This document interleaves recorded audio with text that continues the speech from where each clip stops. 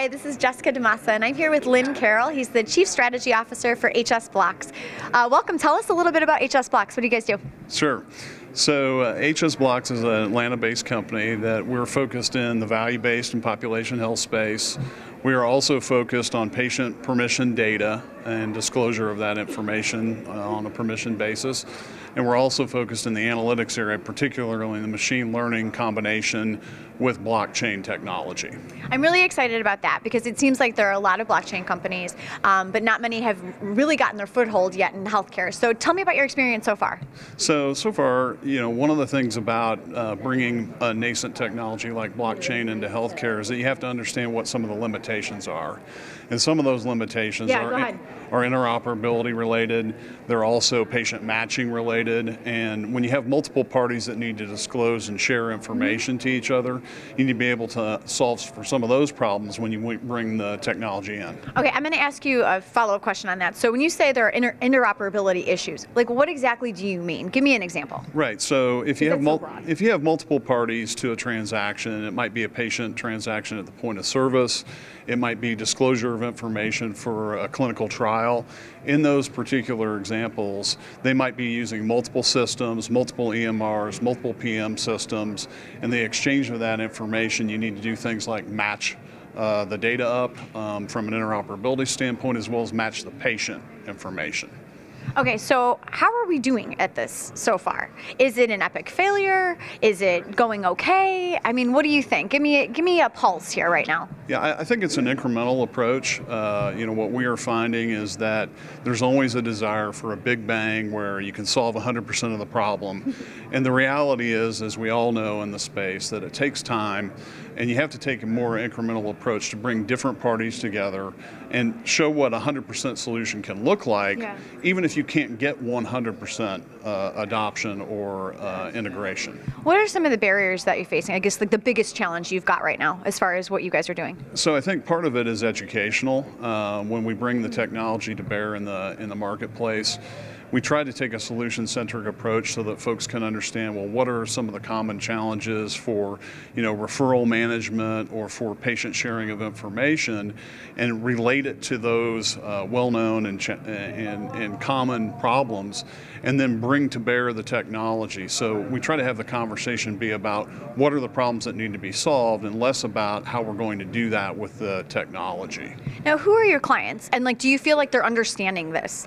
Are they following along with how you're going to utilize the deep machine learning AI that you're bringing in and the blockchain technology? Are they following how this is going to help them, or are they just kind of like, wish us luck?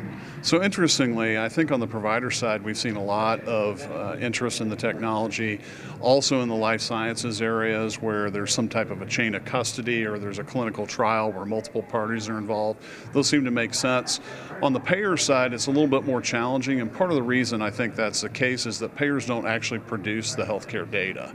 So if you think about the sources of the information, when they are produced at the point of service or they're produced as part of the medical record, those sources are much more interested in how they're going to disclose that information. And in a lot of cases, payers are receivers of that information. So we've seen, on the provider side of the equation and in life sciences, a lot of interest, a lot of pretty common understanding about what a chain of custody might be, for example, less about the actual technology.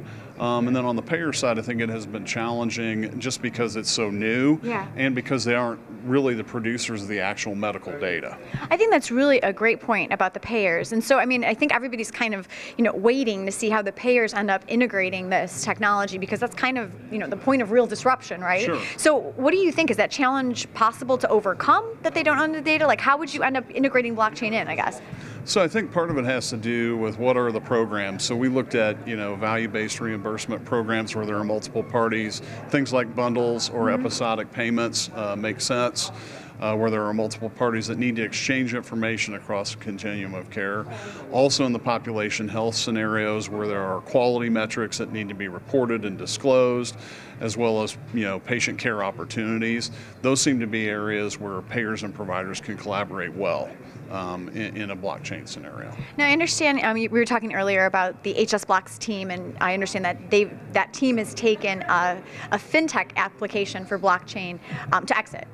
So we've actually have a team of digital supply chain, fintech, and healthcare professionals. And our fintech team did have an exit in blockchain back in September of 2016. And so, we've been working with the technology 3.5, almost 4 years now. And so while— You're a veteran at this point. Yeah, sure, certainly. And, we're trying to bring things from other verticals like supply chain as well as fintech and bring that to bear in the healthcare industry where we think we can provide value. All right, last question for you. We've been asking everybody to tell us their WTF health moment, which means, you're here right now with the way that the world is around you in healthcare, and it's like, WTF, what's the future? So tell us, what's the future as far as, the things that you guys are doing, not only with blockchain, but with revenue cycle management and some of those other, I guess, more on the financial management side of healthcare. What's the future? Well, so I think, if you look at the different sources of information, there are patient-generated sources of information, there are financial sources of information. When you want to start to bring those things to bear at a very individual or patient-centric level, you need to be able to understand how you're going to disclose that information and keep it private and do on a permission basis the disclosure of that information. So what I would say is that as we start to move forward, we're going to see more of that information in the hands of the patient.